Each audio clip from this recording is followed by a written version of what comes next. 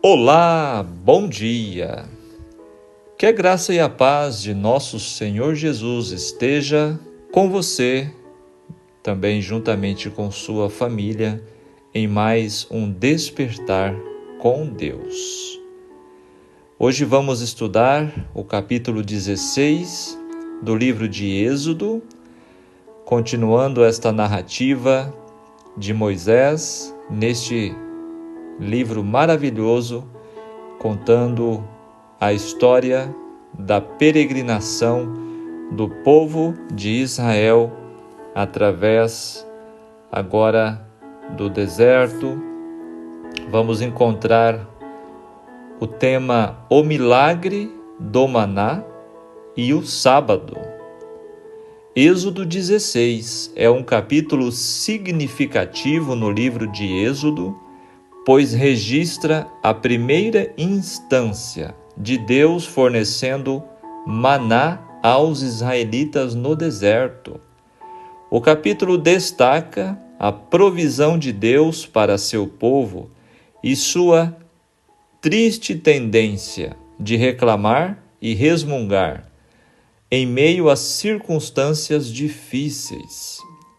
O capítulo também enfatiza a importância de confiar na provisão de Deus e obedecer aos seus mandamentos, dando ênfase ao quarto mandamento sobre a santificação do sábado. Querido amigo ouvinte da Palavra de Deus, nós temos neste capítulo lições profundas, lições importantes na história bíblica sobre exatamente a santificação do sábado.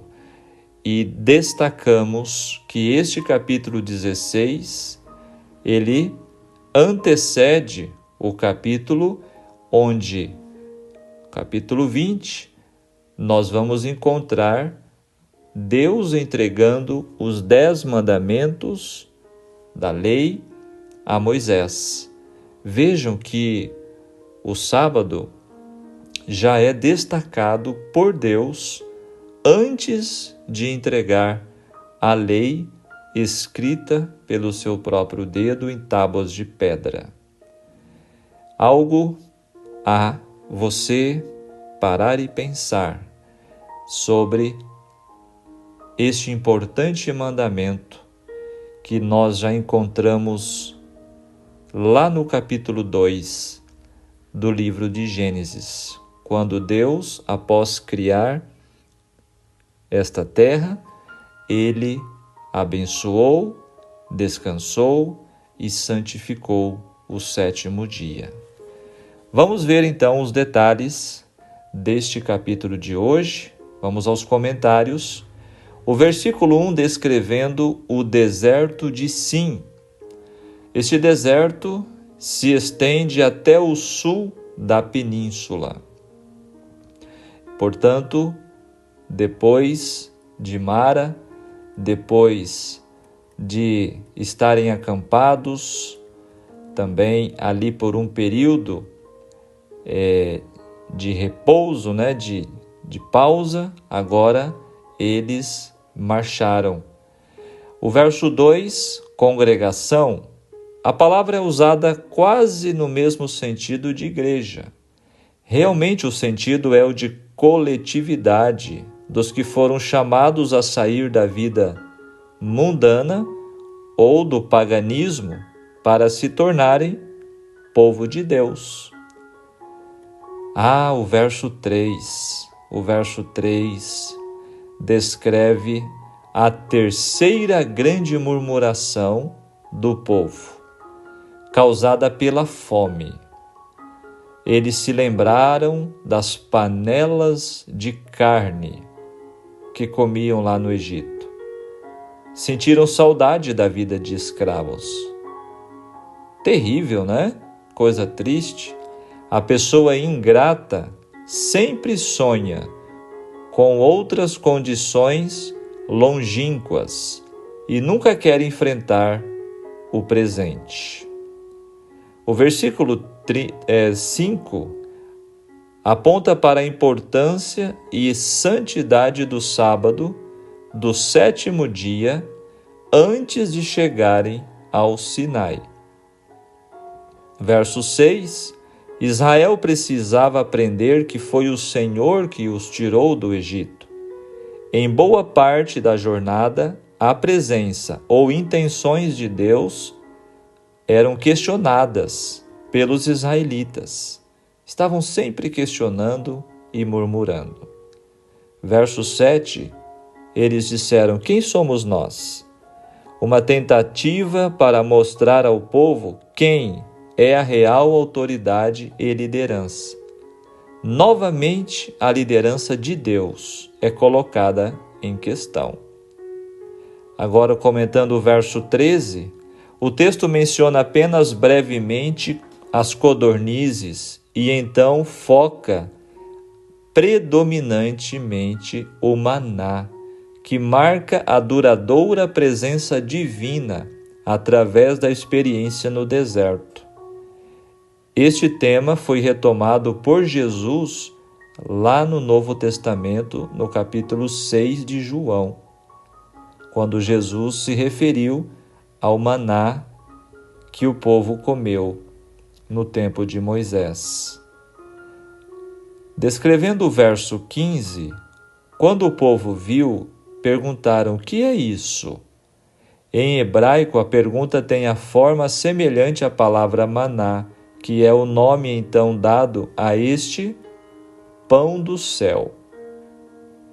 A medida do verso 16, um gomer, é em torno de equivalente a 2,2 litros em nossa medida usada aqui no Brasil. Um gomer igual a 2,2 litros. É uma tigela que equivale à medida de 2 litros. E a passagem bíblica nos diz que cada um encheu a sua tigela e alguns acharam mais. No verso 18, medindo-o, Paulo cita este fato como um exemplo de justiça e fraternidade que deve existir entre os crentes. A hora do aperto não é hora de ambições, de competições e de gula. No verso 20, não deram ouvidos. Mesmo na hora milagrosa, não havia obediência à palavra de Deus. Infelizmente, o povo, desde o início, se mostravam insubmissos, rebeldes e de dura cerviz. Verso 22, em dobro. Se é Deus que ordenou um descanso religioso para todos no 7º dia, é Ele mesmo que protege o seu povo contra as consequências de ficar sem a colheita do maná. Queridos, estes versículos 22 a 30 nos apresentam o sábado como ponto alto da história do maná. É uma experiência de aprendizagem prática para o povo. Eles estavam aprendendo, no dia de descanso, a confiar em Deus para o cuidado diário. Deus requer confiança explícita. Para mais detalhes sobre o sábado, nós vamos aprofundar quando chegarmos ao capítulo 20. O verso 27 descreve que saíram alguns no dia do sábado para colher o maná, desobedecendo claramente a ordem de Deus.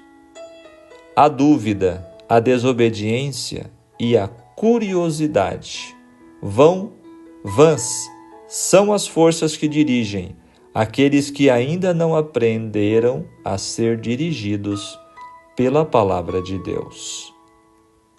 Aqui, versos 27 e 28, há evidência de que os israelitas tinham entendimento dos detalhes dos 10 mandamentos, particularmente sobre o sábado, antes deles terem sido formalmente dados no Monte Sinai, conforme eu citei há pouco.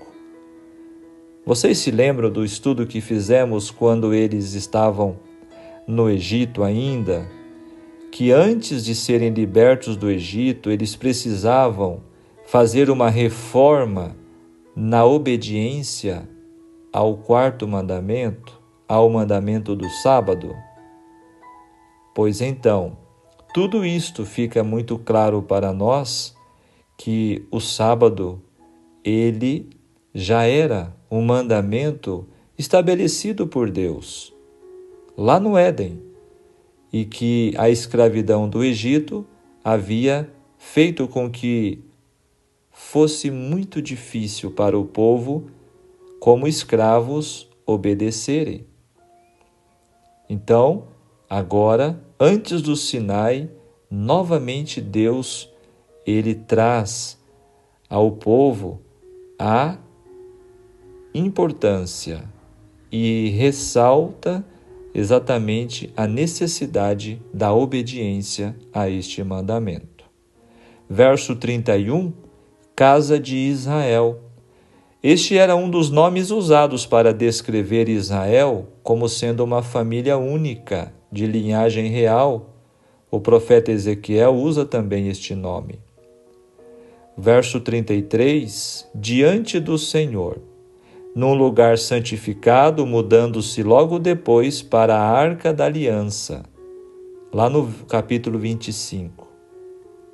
Logo que fizeram a arca e o testemunho, estas 2 tábuas da lei, foi que Arão colocou a tigela selada que preservava o maná. Nós vamos ver mais à frente que dentro da Arca da Aliança haviam, as tábuas da lei, a vara de Arão que havia florescido e a tigela, um vasinho, um pequeno vaso contendo o maná. E os versículos finais, 33 a 36, note a importância da experiência do maná na formação do conceito israelita de Deus. O maná deveria ser mantido diante do Senhor no tabernáculo como uma viva lembrança da liderança divina passada. Agora vamos para o comentário do Espírito de Profecia. Por que Deus provou o seu povo?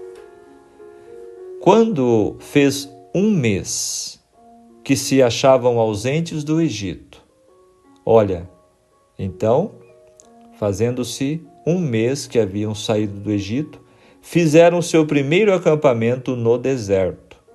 O suprimento de provisões começara agora a escassear. Era insuficiente a erva do deserto e seus rebanhos estavam diminuindo. Como se deveria suprir o alimento para aquelas vastas multidões, que, conforme vimos no estudo passado, chegava a 2 milhões de pessoas? Era muita gente. Dúvidas enchiam-lhes o coração e de novo murmuraram. Como vimos, a 3ª murmuração. Mesmo os príncipes e anciãos do povo se uniram nas queixas contra aqueles dirigentes que por Deus tinham sido designados, dizendo: quem dera que nós morrêssemos por mão do Senhor na terra do Egito, quando estávamos sentados junto às panelas de carne, quando comíamos pão até fartar, porque nos tendes tirado para este deserto, para matardes de fome a toda esta multidão? Não haviam, por enquanto, sofrido fome. Prestem bem atenção. Eles ainda não haviam sofrido fome. Suas necessidades presentes eram supridas, mas temiam pelo futuro. Olha aqui a falta de fé e a ansiedade. Eles não podiam compreender como essas extensas multidões deveriam manter-se em suas viagens pelo deserto, e em imaginação viam seus filhos a perecer de fome. Olha só que atitude fica de advertência para nós. A preocupação revelada pela falta de confiança.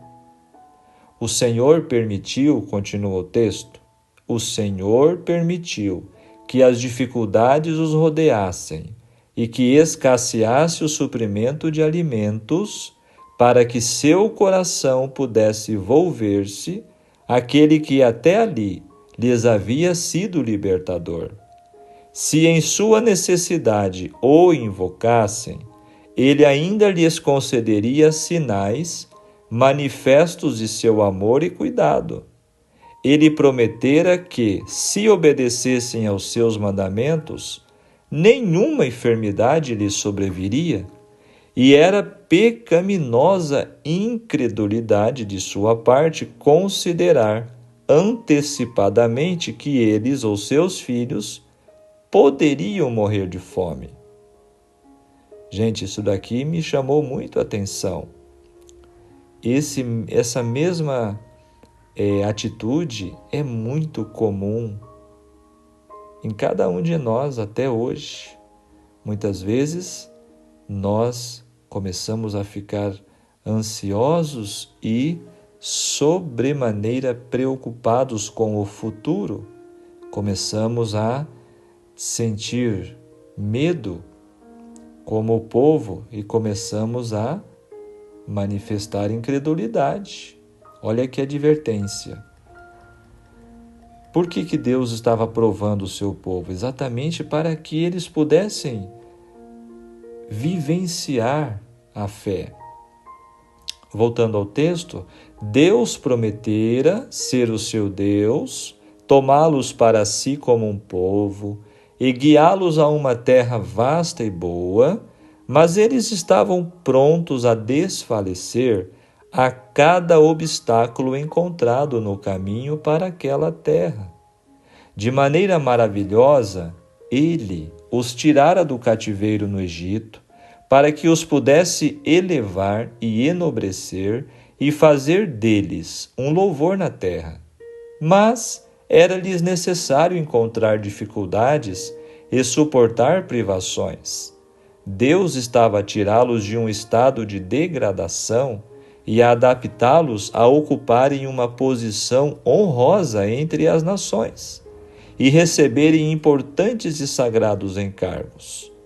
Houvessem tido fé nele, em vista de tudo que operara por eles, e teriam de bom ânimo suportado incômodos, privações e mesmo o verdadeiro sofrimento. Mas estavam indispostos a confiar no Senhor, a não ser que testemunhassem as contínuas provas de seu poder. Esqueceram-se de sua amarga servidão no Egito. Perderam de vista a bondade e o poder de Deus, manifestado em prol deles em seu livramento do cativeiro. Esqueceram-se de como seus filhos foram poupados quando o anjo destruidor matou todos os primogênitos do Egito. Olvidaram a grande mostra do poder divino no Mar Vermelho.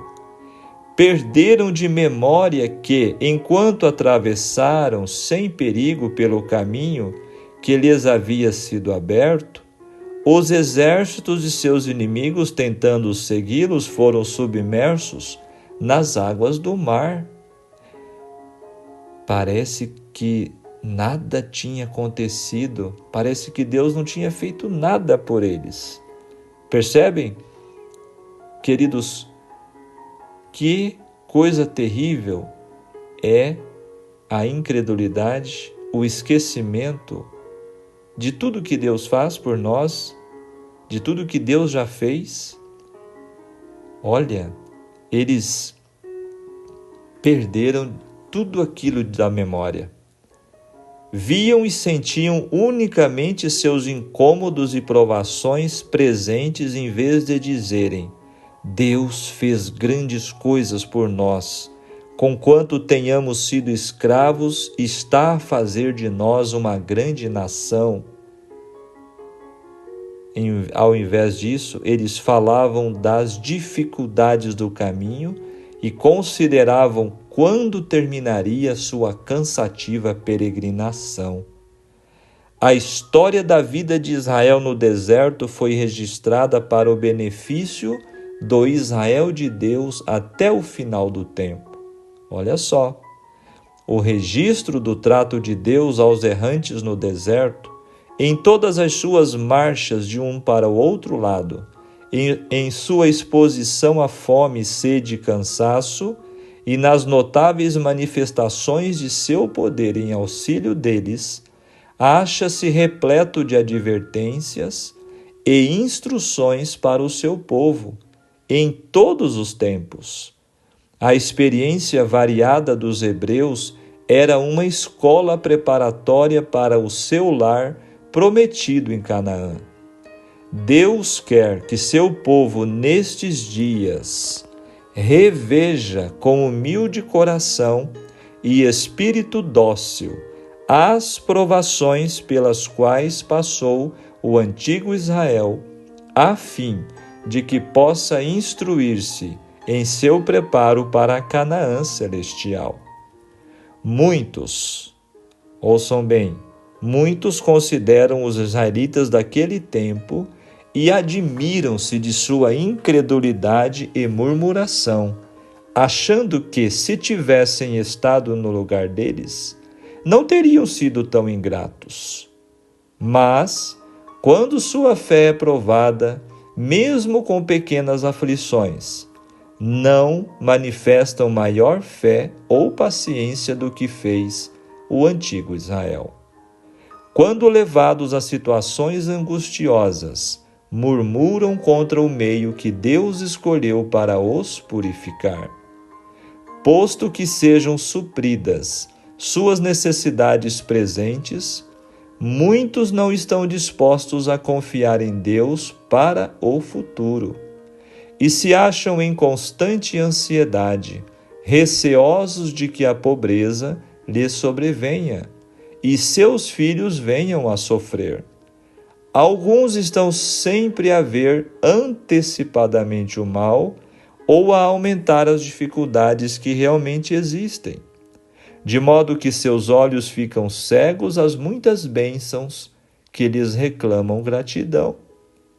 Os obstáculos que encontram, em vez de os levar a buscar auxílio de Deus, a única fonte de força, separam-nos dele, porque despertam inquietação e descontentamento.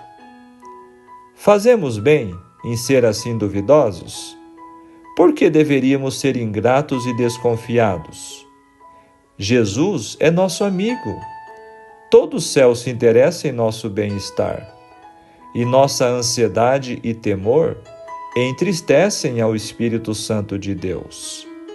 Não devemos condescender com cuidados que apenas nos impacientem e fadiguem, mas não nos auxiliam a suportar as provações.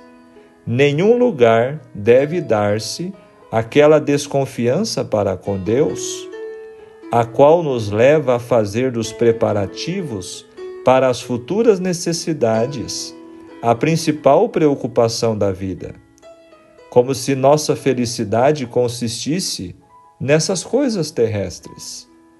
Deus não se esquecia das necessidades de Israel. Disse a seu guia: Eis que vos farei chover pão dos céus. E foram dadas instruções para que o povo apanhasse uma porção para cada dia, e uma porção dupla no sexto dia, para que se pudesse manter a sagrada observância do sábado. Ao cair da noite, o acampamento foi rodeado de vastos bandos de codornizes, bastante para suprirem toda a multidão. Pela manhã, jazia na superfície do solo uma coisa miúda, redonda, como a geada. Era como a semente de coentro branco. E o povo chamou maná. Disse Moisés: Este é o pão que o Senhor vos deu para comer. No sexto dia, o povo colhia 2 gômeres para cada pessoa. Os príncipes foram apressadamente informar a Moisés do que se havia feito. Sua resposta foi: Isto é o que o Senhor tem dito. Amanhã é repouso, o santo sábado do Senhor. O que quiserdes cozer no forno, cozei-o. O que quiserdes cozer em água, cozei-o em água. E tudo que sobejar, ponde em guarda até amanhã. Assim fizeram e acharam que ficara inalterado. E Moisés disse: Comei-o hoje, porquanto hoje é o sábado do Senhor. Hoje não o achareis no campo. 6 dias o colhereis, mas o 7º dia é o sábado, nele não haverá. Deus exige que seu santo dia seja observado hoje de maneira tão sagrada como no tempo de Israel. A ordem dada aos hebreus deve ser considerada por todos os cristãos como o mandado de Jeová. Deve fazer-se do dia anterior ao sábado, ou seja, a sexta-feira, um dia de preparação, a fim de que tudo possa estar em prontidão para as suas horas sagradas. Em caso algum, devemos permitir que nossas ocupações usurpem o tempo santo. Deus determinou que se cuidasse dos doentes e sofredores. O trabalho exigido para lhes proporcionar conforto é uma obra de misericórdia e não é violação do sábado. Mas todo trabalho desnecessário deve ser evitado.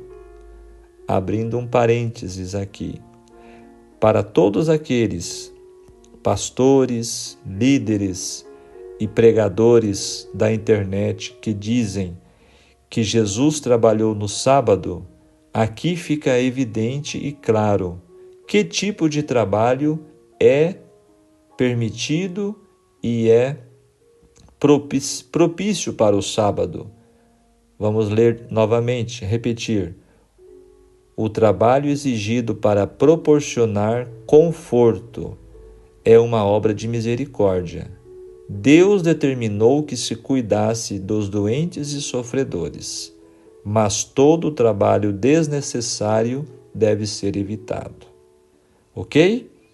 Muitos descuidadamente deixam até o princípio do sábado pequenas coisas que poderiam ter sido feitas no dia de preparação, ou seja, durante a semana. Isto não deve ser assim. O trabalho que é negligenciado até o início do sábado deve ficar por fazer depois do sábado, até que haja passado este dia. Esta maneira de proceder pode auxiliar a memória daqueles que são imprudentes e torná-los cuidadosos no fazerem o seu trabalho nos 6 dias a isto destinados. Cada semana, durante sua longa peregrinação no deserto, os israelitas testemunharam tríplice milagre, destinado a impressionar-lhes o espírito com a santidade do sábado. Qual era o tríplice milagre? Primeiro, uma dobrada quantidade de maná caía no 6º dia, só na sexta-feira. Se o povo pegasse dobrado nos outros dias, apodrecia e cheirava mal, criava bicho. Mas na sexta-feira eles pegavam o dobro e este não estragava. Nada caía no 7º dia, e a porção necessária para o sábado conservava-se fresca e pura, enquanto qualquer quantidade que se deixava de um dia para o outro se tornava imprópria para o uso. Nas circunstâncias que se ligam à concessão do maná, temos prova conclusiva de que o sábado não foi instituído conforme muitos pretendem, quando a lei foi dada no Sinai. Não. Antes de chegarem os israelitas ao Sinai, compreendiam ser-lhes obrigatório o sábado, sendo obrigados a recolher toda sexta-feira a dupla porção do maná como preparo para o sábado, no qual nada caía. A natureza sagrada do dia de repouso os impressionava continuamente.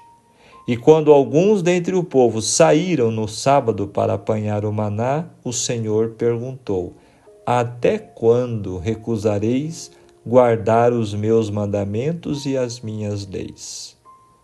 E o verso 35 termina dizendo: comeram os filhos de Israel maná 40 anos, até que entraram na terra prometida.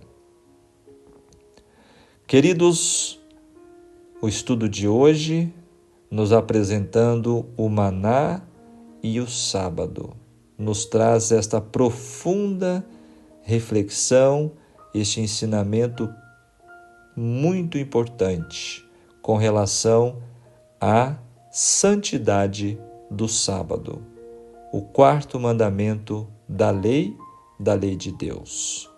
Portanto, muitos hoje dizem: você pode fazer o dia que você puder, será o seu sábado, seja na terça, na quarta, no domingo. Queridos, não é o que está escrito na Bíblia. A Bíblia é muito clara, enfática em dizer que o sétimo dia é o sábado do Senhor. Este é o único dia que Deus separou. Portanto, Deus tornou este dia santo, separado, abençoou e deu exemplo nele descansando. E neste capítulo nos traz então este ensinamento com relação ao maná e também à questão do sábado. Muito além de apenas alimentar o seu povo, nossa reflexão final, e de prover-lhes o necessário para que suportassem a árdua jornada, o Senhor usou o maná para provar a fidelidade dos israelitas, conforme citamos antes de entregar a lei no Sinai. Deus trouxe esta importante ordem para que o povo guardasse o sábado com relação ao maná. Queridos, o sábado foi instituído na criação, por isso ele não é um mandamento para judeu somente. Não, ele foi instituído na criação do homem, não existia judeu ainda. Gênesis capítulo 2, foi escrito pelo dedo de Deus, foi observado por Cristo, conforme Lucas 4,16. Os discípulos, os cristãos, depois da ressurreição de Jesus, guardavam o sábado, Lucas 23:56. O apóstolo Paulo, em Atos 17, verso 2. O Novo Testamento está repleto de evidências, de provas que o sábado sempre foi o dia de descanso dos fiéis. Portanto, todo verdadeiro adorador deve compreender isto e desfrutar do dia que o Senhor fez por causa do homem, conforme Marcos 2:27. E em cada semana de dificuldades, Deus nos concede um dia de oásis. Aceite, amigo ouvinte, este presente dado a você pelo Criador, e o sábado não será um dia de sair para colher, não será um dia para você continuar o estresse da semana, mas de desfrutar de uma bênção dobrada da perfeita provisão divina. Queridos, Deus que nos criou, Ele sabe de nossas necessidades, Ele conhece a nossa estrutura e, na sua sabedoria divina, Ele estabeleceu um dia de descanso para os seus filhos. E este dia não é o domingo, não é outro dia da semana, mas sim, Deus deixou estabelecido claramente. Amanhã, Ele disse, ou seja, o sábado, o 7º dia, é o sábado do Senhor, teu Deus. Que nós possamos estar sempre submissos e prontos para estar entre aqueles que aceitam e obedecem ao mandado do Senhor. Que Deus te abençoe, que Deus te guarde e que possamos ser agradecidos e confiantes em todas as provisões que Deus nos dá. Lembrando que Ele prometeu e Ele é fiel. Assim como desde o passado Ele deixou claramente a promessa de que todos aqueles que o obedecem serão grandemente abençoados. Vamos orar? Maravilhoso Deus e querido Pai Celestial, muito obrigado, Senhor, por mais um despertar contigo. Obrigado, Senhor Jesus, pela sua palavra, que é lâmpada para os nossos pés e luz para os nossos caminhos. Obrigado, Senhor, porque na tua palavra encontramos a tua voz a nos falar. Qual é o caminho?